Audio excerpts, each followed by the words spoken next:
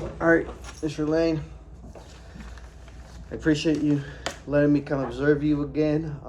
And I observed you on the 20th of October. Today is the 7th of November, so I know it's been like a few days or a few weeks since, but hopefully everything is still pretty relevant. Again, I came to observe your calculus class, which has majority 12th grade. And I came during third period from 9:55 to 10:40 on a Friday. Okay, so here are the notes that I took. They're annotated, so it's not like last time that I had word for word. These were just the observations, my notes, things happening, occurring in the classroom. So again, just make sure everything's correct. Mr. Lane, appraiser myself, the date was 10/20/23, grade levels 12th, starting time of observation was 9:55, and end time of observation was 10:40. Your objectives posted on the board were students will explore what to do to differentiate familiar functions, and then students will discuss a graph of f in the f prime in the context of slope and write down their thoughts on paper and canvas. Did that little dot mean prime? It's the apostrophe. Yes. That means prime? Yes. Oh. And so, specifically for derivatives, like it doesn't always mean prime. It's usually an apostrophe. Oh, that's cool. I was hoping I just wrote it down this time and no symbols, and I didn't replace the symbol with something, so I was like, oh, okay, when you said prime. All right, so this time I counted 16 students in the classroom. All right, so this is what I observed. Mr. Lane stands by the door and greets the students as they walk in. Students know to grab the paper in the front of the room and sit down at their desk. Mr. Lane then reminds the students to grab a paper if they did not grab one on their way through the door. Mr. Lane starts to go over the agenda for the day and that they will be working through calculus problems, that it may seem they do not know how to solve, but probably do. Mr. Lane then asks students to take out derivative notes, and students reads out the equation from their notes to find the derivative. Mr. Lane explains why the problems students will work through are multiple choice and not free response. Not all the problems on the AP test will be free response, so he wants to practice through multiple choice as well. Students are told to work together through the problems. Students begin to work on their problems as Mr. Lane walks around to help students. He explains to a student who was missing the prior class to work with a partner and get their notes from that class. Mr. Lane continues to walk around and speak to a student who is off task. Student proceeds to say that she will be doing the problems and talk about relating the class to medical school. I didn't rewrite that. Student proceeds to say that she will do the problems and she was relating the class to medical school. Students in the back discuss using their notes from the last class to complete the problems. Mr. Lane guides students to find the negative answers / solutions. Mr. Lane also helps guide the students in matching their answers to the answer choices. He has students check their answers. A student asks Mr. Lane to check her work. Mr. Lane tells students you will only need a calculator for the first one. Three students then proceed to get a calculator from the back of the room. As students are working, Mr. Lane emphasizes the need for a calculator, stating that you also needed a calculator for one of the problems. Students continue working through the problems together and find the slope through the point. Mr. Lane points out that one of his students was correct when the student said, "I'm smart." Mr. Lane then went to the student to find out the steps he took to solve his answers. Mr. Lane walked towards the back of the room and asked the group if they were almost done, to which one student stated not quite. He then checked the answer for one of the problems from the student. Mr. Lane told her it was wrong and explained what method she had to use instead. Mr. Lane went to the front of the room and said he would go over the problems now that they had time to collaborate and work together through the problems. Mr. Lane cold calls on students to get their answers for the problems. The first student who he called on was Angel. Angel said that they had trouble with that problem, so Mr. Lane went to the next table to get their answer.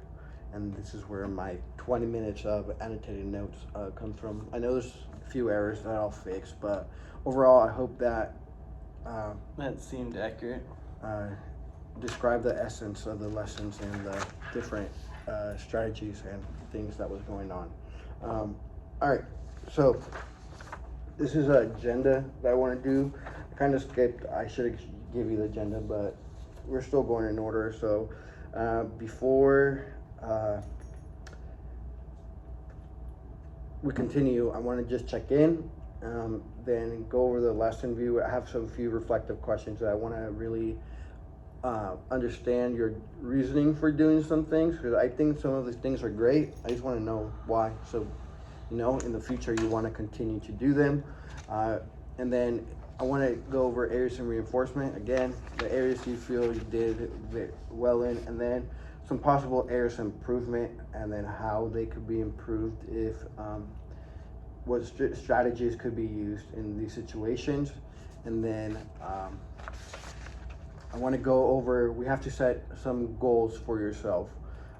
It's very simple. You just got to pick a goal, and then that will guide us, lead us to a reflection of answering questions, and then a closure. Everything's pretty straightforward, but before I begin, before we continue, I just want to see, how do you feel your class is going overall? I think the calculus class is going well. I also think, like, I feel like I'm finally getting to take more of a rhythm for classes. Like, I feel more put together than I did at the start of the year when I was trying to just balance 3 classes with minimal resources, and I finally start getting my resources like later. But That's how I was when I started teaching AP. The first one I was staying at school till 9 p.m. And I was like, but once towards the end of the school year, it was just whoop, whoop, whoop, I knew what I was doing kind of thing. It just takes time, which sucks, because the first is like so much time commitment you gotta give. But when you came here last year at the end of the school year, was it the same classes you were teaching? I taught Algebra 2 last. Oh. So in this is how I've gone for math. Student teaching, I student taught with Algebra 1 and Geometry. Then I came in here and taught Algebra 2, and now I'm teaching Pre-Calculus, Calculus, and CP Math. And they move you, or you choose? I didn't get to choose the first 3. I chose Calculus. And I was given the other 2. Okay. So of the classes I've taught, of the 6 math classes I've taught in 2 years, less than 2 years, I've chosen 1. Nice. Okay. I choosing calculus. It's my commence. It's my all-time favorite class, and so I've wanted to teach calculus for a while. And then once once we're like 80 years old and we're still teaching, you'll be able to do it so super well. That's cool. All right. So now, based on the lesson, though, what part of the lesson did you enjoy? Like, if you were to do this lesson again, but we would have to change some things, what are some things that you would actually keep? Like, what would you keep from this lesson? Having the AP questions. Because they need to see what the AP questions look like, how they're worded, what they're asking. So they need to be able to understand what exactly they're supposed to do in order to be successful. And are these questions made by yourself, or did you just take from the AP? From the AP. All the released AP tests that exist, I actually had a teacher who already did that for me. So they had organized it by question type, so literally all I had to do is go into her folder, find the problems I'm working on, pull up the questions from the AP test, and then I have a bunch that I already made. I didn't have that resource at the start of the year. That's actually, and they're from here, the school teacher? Miss Guterman used to be at this school, but now she works at a different school. I met her at the AP stipend, the calculus stipend. Okay, well, at least you have that support. All right, so you would keep the AP style question, but if you would have to tweak or add or change or eliminate part of the lesson, what would it be? More structure for the group work. And another thing I'm adding into my lessons after that is I might call on one student, but then that student calls on the next student, and then that student calls on the next student. Like a popcorn read style thing? Yeah, kind of. So then, but I still would have like they still wouldn't know necessarily who's being called on next. But the whole point of that is to like I'm gonna let them know that I'm going to. I do call to tell someone like I do say I'm gonna call on somebody usually, so that way they know ahead of time that they could be called on. Okay. I tried it. I don't think I did it on this lesson. So you like cold call? That's what they call it. Is that what they call it? Yeah. So in a way, yeah, because it keeps them on their toes. But I try to make sure that the environment is such that they're not afraid to make a mistake. They're willing to go and talk about it, even if they don't necessarily know. Or they can say, like, you heard that student. They said, well, this is one I was struggling on. And so I wasn't going to just force them to try to solve it right then and there. I would let them defer to another student if needed to. Which, again, I think I know I said this at our first evaluation thing, and I'm pretty sure I wrote it again, but your room is a place where mistakes can happen without any repercussions, which is awesome. But one thing, I don't have this because I did not know that's a part you would tweak, one thing that worked for me, I don't know if this is something that could work for you. I used to make index cards with all their names, and like I would call using them, and then each time I call them, I put their card on the back, so that everybody has to go before the next person could go, and just I don't know, it kept them on their toes, and then if they volunteered at some point, if I see their name, I could put it in the back as well, just so everybody's participating. I've seen multiple different ways of doing it. The popcorn, usually the students are really good at keeping track who's gone, so usually I've been learning more and more to rely on the students to keep track of things like that, because they already do it. And then they get to learn each other's names, and then what also happens, they call their friends, so then the friends, if your friend's going, there's a chance there's a chance you're going, so makes that. So then based on the lesson, you had them collaborate. What was your reasoning on why they collaborated? I know it could be like a simple answer, but when you were designing the lesson, what made you think I'm gonna peer feedback? Oftentimes you get more from peer feedback than you do from me explaining it. So this allowed them to see how another person solved it. But that's why I needed more structure, because it also could just be one person doing the work. And that's actually what one of my areas that I wanted to see, because at the end of the day, these kids, they're in charge of their own learning, and I'm a big advocate for like you get what you put into the class. But yeah, unfortunately, some kids take advantage of that. And there were definitely some groups that were actually doing exactly what I wanted to, and actually collaborating and actually saying, hey, here's how I did it, here's how they did it. There were some groups that were doing that, but I don't have it structured enough. That's one of those tools that I'm still trying to build. Yeah, which is totally fair. All right, so I read the notes, but now I want to go into the areas that I thought you did well. One of the things was Mr. Lane's movement and placement around the classroom. He does an excellent job of making sure each student has access to ask questions for help or check answers. Mr. Lane is constantly roaming the classroom. This allows him to check students' work and progress as well. So when you're walking around, you're just not walking around in La La Land. You're making sure students are on track, but you can check, even if they don't call for your help, you can still check that and help them. And then also I put that you continue to, as he continues to walk, students constantly pull him to ask for help as well. So that movement allows you for students to, just pull you right away. Mr. Lane does not stay in a particular spot for too long, and you never see him sit. This allows Mr. Lane to have control of the classroom. Students are respectful and know what's expected of them. So just based on that, I want to see a lot of this is to give you your reason, not like a reasoning, but to push you to keep doing this, So I want to make sure you understand. So my question is, how do you assess as you walk around? I think it's great, but using that tool, how do you assess the room and students' needs as you walk around the room? Because I understand, you could look at them and be like, okay, you need help, but how do you really get their needs? And how do you understand their needs or assess what help they need, or what the classroom environment is like just by walking around? Typically I I usually have a good feel for how the problem is supposed to look, so I can see. I can also see, like, I've taught with these students long enough that I know them fairly well, so I know if they're like in that stage of I'm giving up, and that's when I need to be encouraging. I also know like if I look on their paper and they're like, I see all the steps the right way, and I'm like, I can be like, good job. Actually, just today in my pre-calculus class, we were doing an activity where they had to graph something and draw the graph, and they would do stuff, and I would walk around and I'd give them check marks. Okay. So that was their positive reinforcement. Yeah.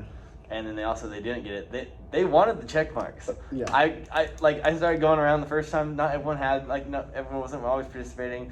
I got around and they were like, wait a minute, I want a check mark. So I was surprised at how effective that was at getting people to actually do stuff.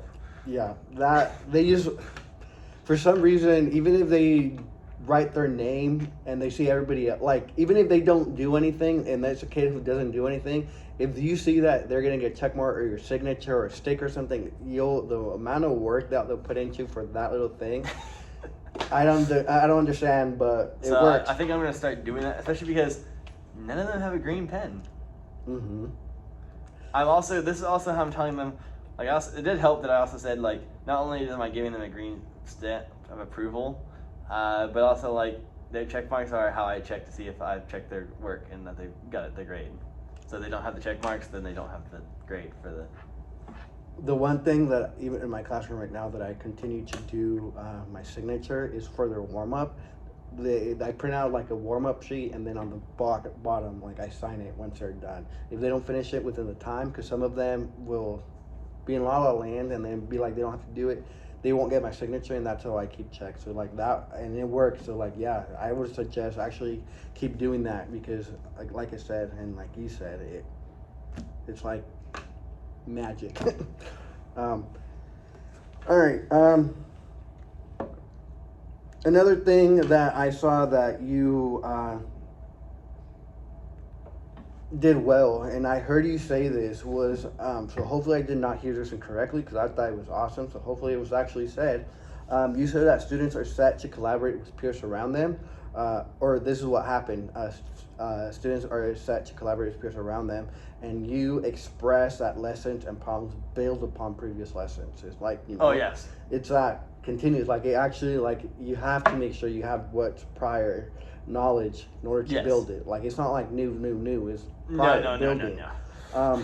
So then students are encouraged to work together, and you said use notes.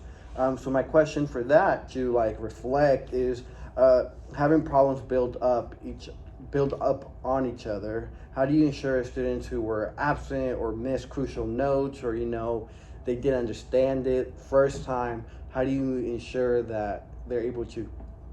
I would say that's an area of growth for me. I'm still working on that. Okay. Because it's a struggle to keep up with making sure I know what I'm doing for each day, and that makes it even harder for me to write things down for students who are absent. So that's an area I'm still working on. And again, I know the culture of the school, and I wish we could say that these kids miss something, or they need help or something, they're going to take the initiative to find out how to, what they miss and things like that. Some of them, it's just like, unless you find them and you tell them this and that, like, they're never gonna say like, oh, I needed the notes, or I missed, so like, how do I do? So I understand it's a struggle for sure. Hopefully the strategies I have could possibly help. I don't know if they 100% relate to that, but I think making sure they know that it builds upon, I thought that was great. But it's just, that question does come up, like, how do we, make sure that they can do it at any point? And then the last one I want to quickly talk about, I know we kind of talked about last time, that I think you do awesome, is your routine. Your routine, like, the students know what to do there, one of the benefits, I guess, of having the older kids, it's like at some point, like, they got to understand this routine and things like that. But like, how do you feel your routine has helped you as a teacher grow, or like has helped you manage the class or structure the class? Like, why do you think does that make sense? why do I have that routine, or Yeah, like how do you think that routine has structured your class to be a great thing? Because like I hope you see that it's a great thing, and I want you to make sure you know Yeah. that. So like, I got that from my two like student teaching. Both of the teachers had something where like you picked it up as you came in, and I said that's a really neat thing, and it saves you time typically for handing stuff out. It also saves like it builds the fact that I've put thought into it. So the students will see that I, put thought in there, something that there's a plan, and usually that helps with guiding everything else. They're usually more willing to follow someone that has a plan. At least that's my thought. I could be wrong, but I never thought of that, but I'm sure there's other kids who probably think that. Because each time I go in, like I've seen, like these kids, they're good. They know what they know. I get asked often whenever I'm not using the whiteboards if we're using the whiteboards today. Like once it's built in the routine, if you're not doing the routine, they get thrown off and they're like, "Why are we not doing it?" So yeah, no, I know that one. Okay. So to continue, I just have 2 questions before we go into possible areas of improvement. So I wrote down, as Mr. Lane walks around the room, he redirects students back to work. No student steps out of line or blurts. They're not disrespectful. Every student knows they're in your classroom and they respect you and they understand like you're there to help, so they're not gonna try to throw that out of or make it go out of control. Our students are respectful towards Mr. Lane. When he redirects them, all students understand his role and respect him. So my question, and there's just 2, we could just talk as much as you want about them. Number 1, do you believe all students understand your classroom expectations? And then how did you ensure, if you do believe, that this happened? I have repeated many times to at least the calculus class for sure, but that's the one I've put a lot of focus in. That my goal is for them to be successful on the AP tests. And that means we're going to do everything we do in that class is designed around the thought of doing well on the AP tests. And so I continually, every time I learn something new, I said, hey, I've just gotten this, we're going to start adding this to our stuff. So I'm always communicating to them ahead of time, hey, this is what's going to happen next, this is what we're doing next, or this is what I'm going to add, because we're trying to make sure that we're getting used to the AP exam. I told them recently we're going to start working on having less and less notes. They weren't very upset with that, but when I told them why, they were like, because they can't have the notes on the AP test, and they're like, yeah. So they understood, even if they weren't necessarily happy with it. I've made it very clear and very obvious that my goal is for them to learn, not necessarily just to do math and graduate. But that brought up another question. I don't want to ask it now, but just remind me when I'm going over the graphic organizer things to ask you the question. Okay. In case I forget. AP questions. Okay. And the third one, it's like you roam a lot around the room, which is great. But like, how do you monitor student behavior inside the classroom? Like, because the thing about your students that I've noticed is like they're not those disrespectful, loud kids. They're more of if I'm gonna be off task or something, I could get away with it, kind of in a way. Like, so they're not. It's not like they're sneaky. It's just like they're calm, off task students if they're off task. Does that make sense? Like they're not gonna be like pushing each other or anything, but like if they're just sitting there doing nothing, like it's hard to tell at times. So like when you're with a group somewhere located in a different spot of the room, how do you make sure the kids on the other side are doing what they gotta do? That's why I roam so much, because I can get I get laser focused. Mm-hmm. So that's why I roam, so I can check I can look for progress. Because if they haven't made progress, I know they're not doing anything, and that's usually when I stay by a group is when I see that they haven't made progress. And then what do you do when they just don't make progress? Even when I'm standing there? Yeah. Usually I'll ask probing questions, ask guiding questions, encourage them to at least try. Trying is better than they're gonna get a better grade by trying than by just giving up. even if it's baby steps. So I have a question. Like, does every kid in there have to take the test, the AP test? I think so. Like, it's required of them? Well, I mean, I don't know if it's required, but I think Mr. Wagner has already they had to order the AP test now. Yeah. They've already ordered them. Yeah, like I think it was the deadline was like a month ago. Yeah. So, is it mandatory? I don't think so. But is it mandatory? Yes. Does that make sense? So every kid is gonna get a test. Every kid is going to do the Oh. test. Every kid who's still in that class, yes. Oh, that's good. I know in different districts, like the one I was at last year, like I had a group of, because it was the first year I was teaching AP Spanish, and I had a group of 9, and only 4 took the test because they were required to take it to be in the class, kind of situation. Like they had to buy it themselves, kind of thing. So it's like, how about this?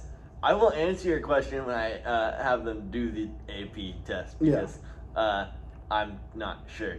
but at least there's somebody bought it for them, kind of thing. I think so.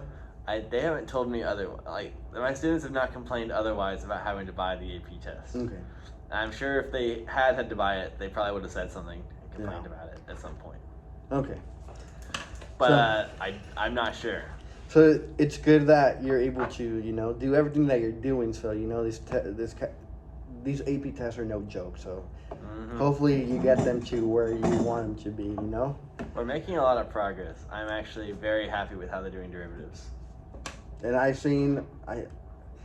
even from I don't know if it's the same content that you were doing, but even from the first time I observed to the second one, they looked like they were more ready to be let go, slowly, even if it wasn't fully let go of, they're more able to do it on their own instead of you having to show do everything. I know it kind of makes sense because that doesn't make sense because at some point you have to you got to teach them things and you got to lead it and everything, but to see them be able to do it with their notes and everything, I see progress even by those two.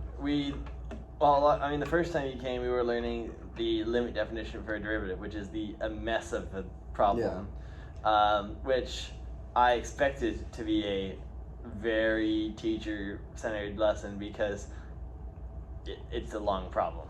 It takes a whole page. Okay. But now the derivatives are easy. Yeah. That's good. That's why I did it that way, so that they would see, they would realize how easy it is to do derivatives the way we're doing it now and be more appreciative of the fact that we can do derivatives like that instead of having to do them the other way. Again, Mr. Lane, I saw progress, so that's good. All right, now moving on to possible areas of improvement. I know we kind of briefly talked about this when I asked you, what would you change about your lesson? So this is what I wrote. Based on my observation, again, Mr. Lane consistently roams the classroom, but I saw that it could be a challenge when it comes to ensuring all students are mastering the objective by answering the problems. In other words, when students are asked to work collaboratively, does Mr. Lane know if 100%? Does Mr. Lane 100% know if one student's doing it, if they're working actually all collaboratively, if they're all mastering it? How do we check that? So that's the area I wanted to see if we can improve, because I know we talked about this in your thing. That's why I was like, it's good because we can see if we can do something. I typically have them do something, individual progress checks. Now, I still can't necessarily guarantee they aren't doing some cheating or other thing, but I do have them do some individual progress checks as well. So that's usually how I counter that.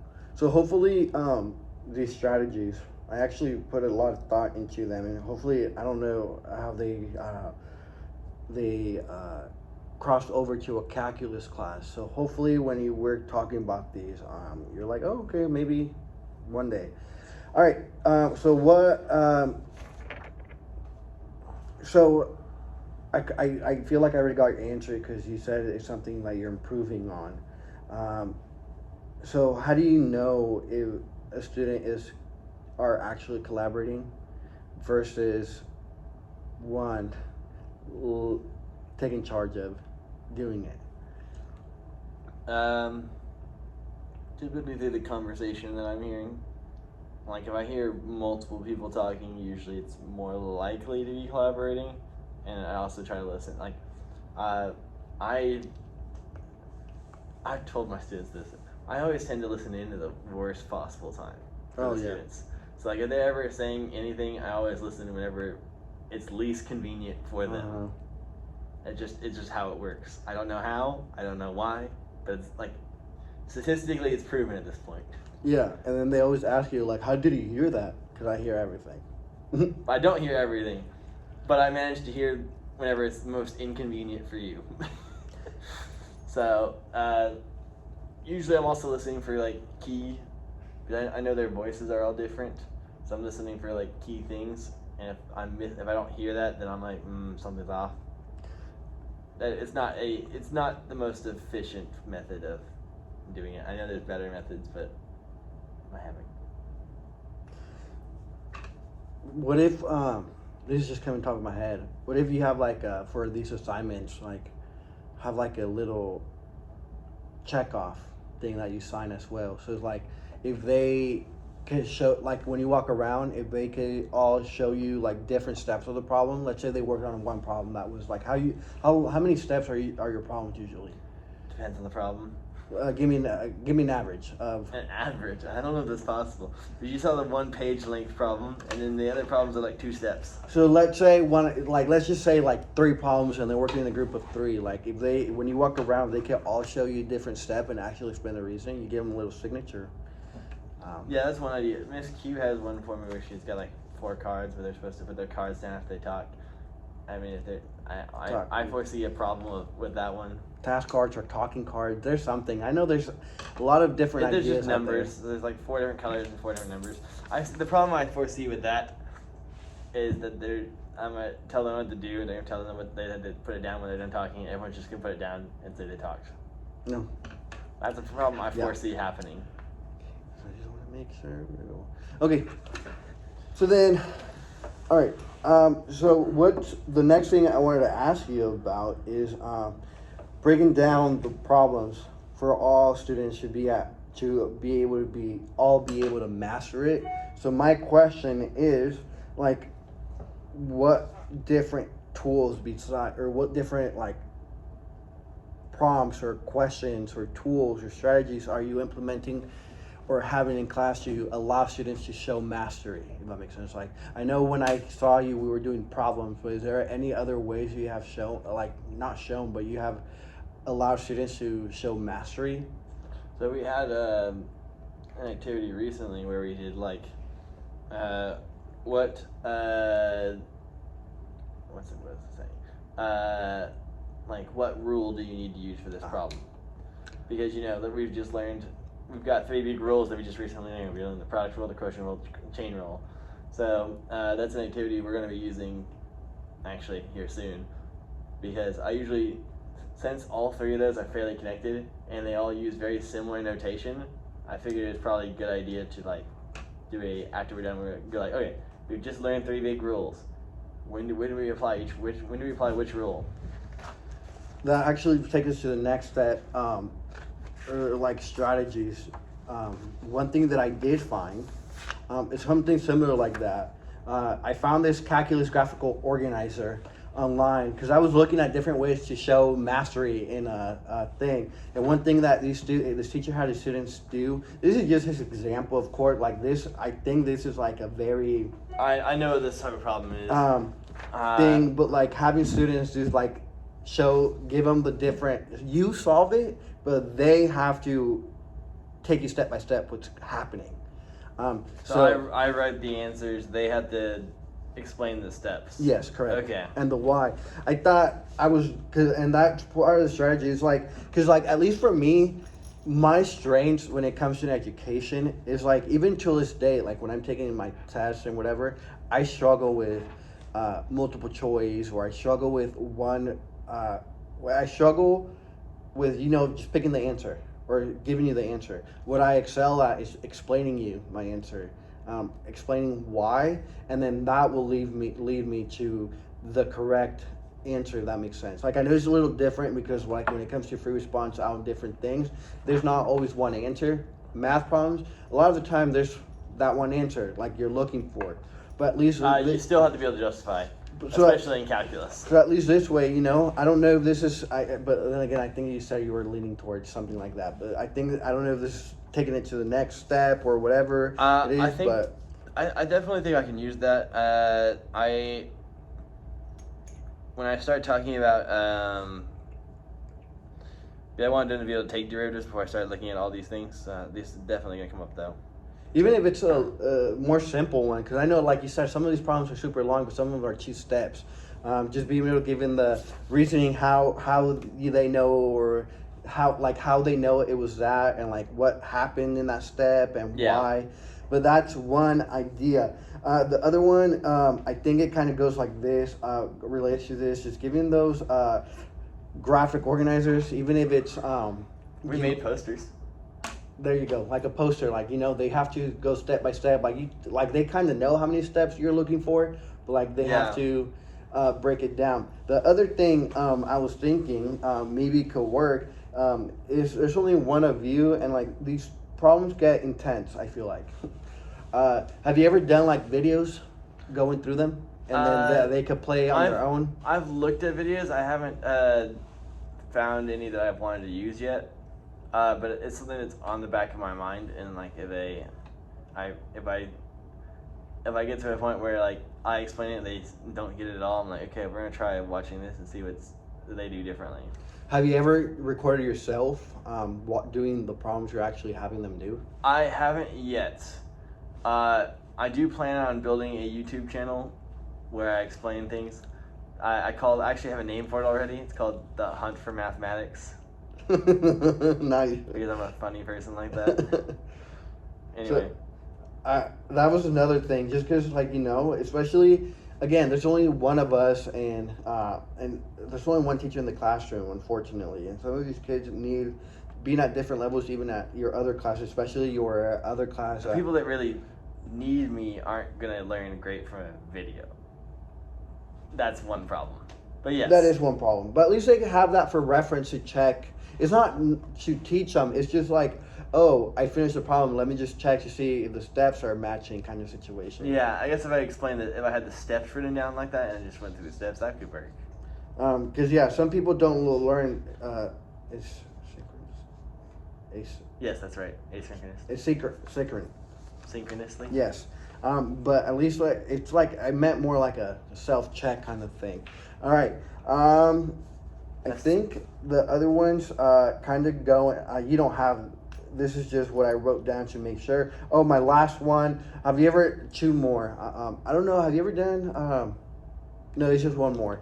Have you ever done like out of the classrooms situation with them? Like what if? Have you ever related it to like being able to give them like a real world example? Yes. Like I don't know if I'm using the correct phrase.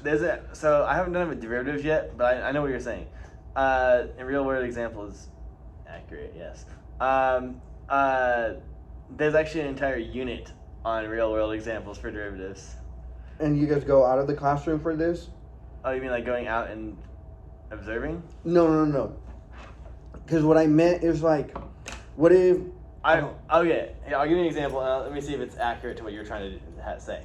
So, when we first introduced what a derivative was, it's instantaneous rate of change. We asked the question, when might it be important in real life outside of like here? When might it be important to know instantaneous rate of change? And then, I made them come up with different ideas of like, when they thought it might be important. And then I talked about speeding or driving on the road.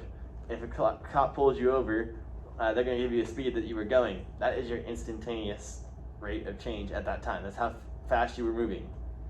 Velocity, which is what they measure, is a derivative of speed. Well, not speed, distance, but yes. And that, so what they're trying to get, I'm trying to keep up with all these math terms. So when they use derivatives for speed and stuff, what are they solving? They're finding out how fast you were going at the time the police officer clocked you on the radar gun. So basically, the real life example was if the police officer pulls you over, they're going to tell you this speed. Well, the way that is found is by the derivative. That's the connection. Okay, I think my thing where I was trying to refer them, have you ever given them the opportunity to actually go out and explore these things? For example, like maybe like I don't know if it will work, but like bringing a little car remote, like a little toy, and like they have to measure this. Like, does that make sense? Oh, experiment kind of thing. Yes. So to the point, like I don't know, like my easier go-to is triangles, for example. Like having them go find triangles around the campus and do measurements of those triangles on campus, kind of thing. Like taking them to the, not like a real. It doesn't have to be like measuring triangles on campus, not a real world, but like giving them that outside. That you just use that word, not experience, but like that. I know what you're saying. I would have to think about it a lot to do it with derivatives. Or anything that you see maybe in the future, or Like next year. I've done it with slope before. So like my students and when I did a summer class, we literally went over to the staircase and measured the slope of the staircase. Yeah, like that. Because the railing of the staircase, goes up at an angle, and it has a consistent. It's steady. It's a consistent slope. So we were able to find the slope of the staircase. See, that's what I meant. But I think. But I haven't done that with calculus yet. But I feel like these are all things that I think, Mr. Lane, you're on the right road to, be able to do all these things. But just because we are running out of time, and I do not want to take more than of your time, I'm going to go straight to the goal we're going to set and then the reflection. Okay. Hopefully, I have other articles, again, just like last time. This one's on small groups, big discussions, how to troubleshoot student-led discourse. Again, maybe it'll work. This all came from a math thing. So hopefully they work. Again, I have never taught math, so I don't know if they are actually. Small group discussion is always something I'm trying to do, and I keep getting like Miss Q has her very specific way that she likes doing it and likes explaining it, and I don't like that way. Well, hopefully there's more, but this one's on differentiating mathematics instruction. There's a little bit of that, and this one is the key to student mathematical thinking and reasoning. I think this one goes over like getting them to think about what very familiar. they're doing. Again, these are just things that and then this one says I can do math. This one just to get like being able to give them that motivation of every student can do math kind of thing. Again, these are for you. But going to our thing. So for our goal, it's just picking one. What are the options? So if your goal is one of these five, but you're gonna pick one that you feel that you want to be more of or strive more.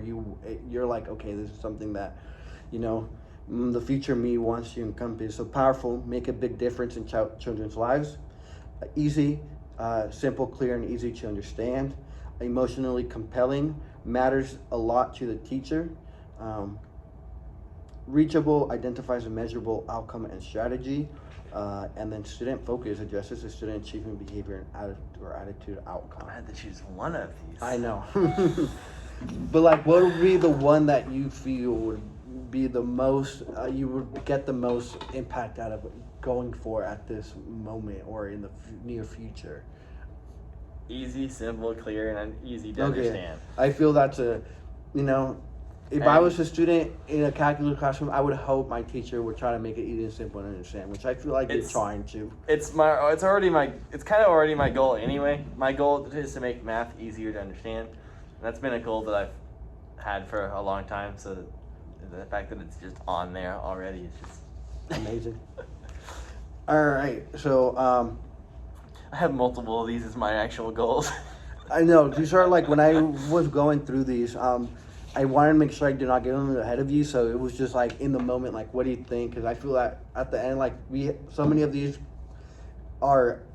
we try as a teacher to become that. If you would have got them ahead of time, I feel like if I would have gotten ahead of time, I would be second guessing, like I want to do this, but I also want to do this, and then this, and this, and this, and this, and I would be overthinking it when in reality it's like I just need to go for one, you know.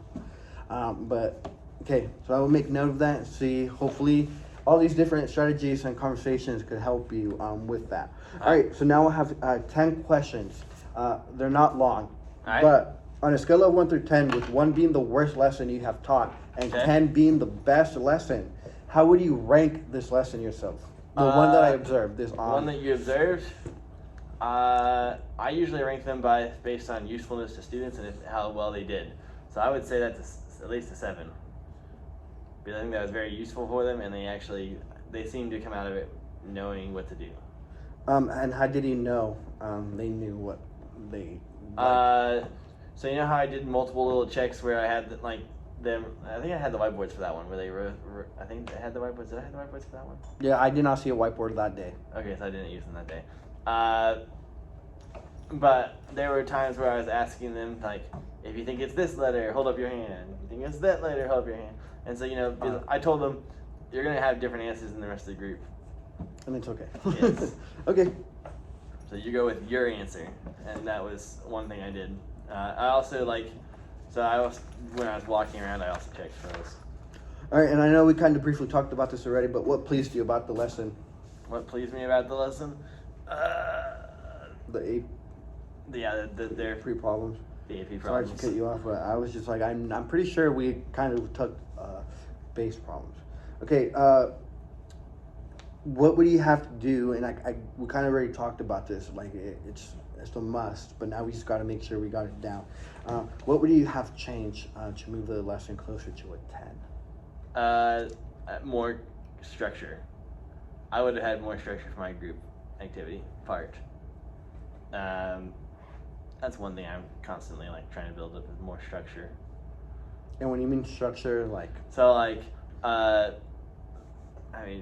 hear group roles thrown around a lot. I feel like that would be something I would try to. when it comes to some of these things that they try to throw at us, I sometimes am like, this is so stupid, but then when I feel like studies show that they work. It does work. Sometimes the stupid things work, and that's what I've been learning. And I think my biggest issue when it comes to, I don't know if you agree or not, my biggest issue is having the kids do it because they're going to think it's stupid and it's just a fight. It's like they're not going to understand the reasoning behind it. And as an adult, we understand like there's research and these things work and we're going to try. We also don't understand the reasoning ourselves. Yes, but we understand there's something out there. Yes. But like these kids just think like, why we got to be a leader? Like I don't want to. Nobody wants to be a leader, kind of thing. Like I understand, and that's my thing that I struggle with doing all these certain things. It's like some of them don't buy in, and it takes me such a longer time having them buy in. Easiest buy-in I had was my. Is a pen. All right, the next one. What would your students be doing differently if your class lesson was a 10? I don't know if they would I think they would. If I had more structure, they would be, actually all of the groups would be collaborating, not just some of them, but all the groups would be collaborating. And I borrowed the ending from the last question to here too of having rules. Yeah. All students would be collaborating 100%. Collaborating. Tell me more about what that would look like. And that's part of the things I'm trying to figure out myself. So, how would that look like?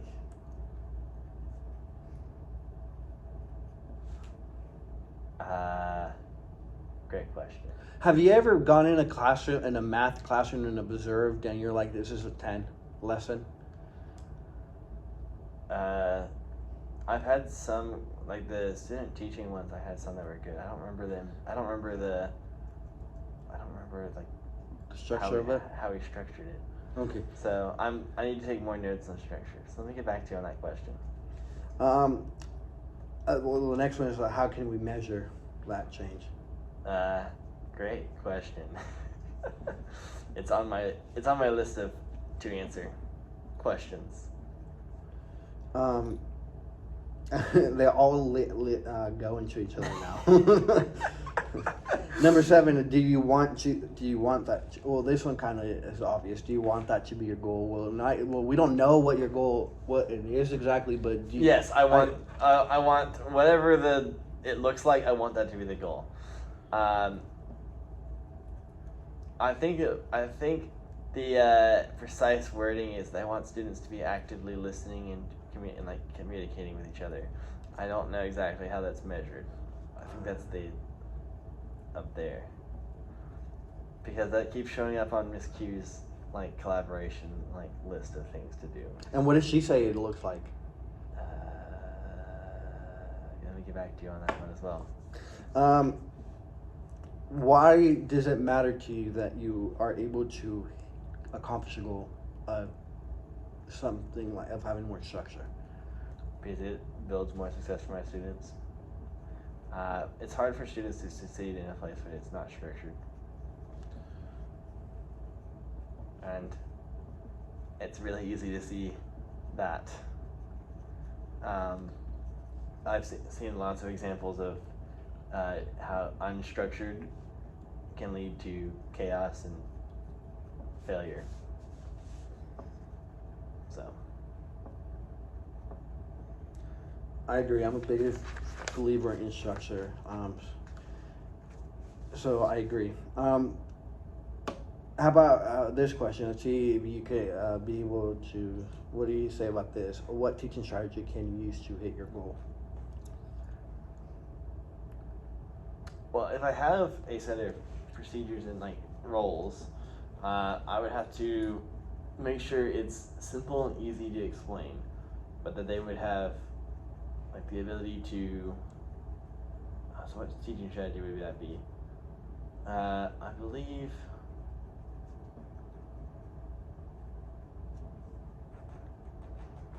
I don't know if it's a teaching strategy, but just being clear and concise about the roles.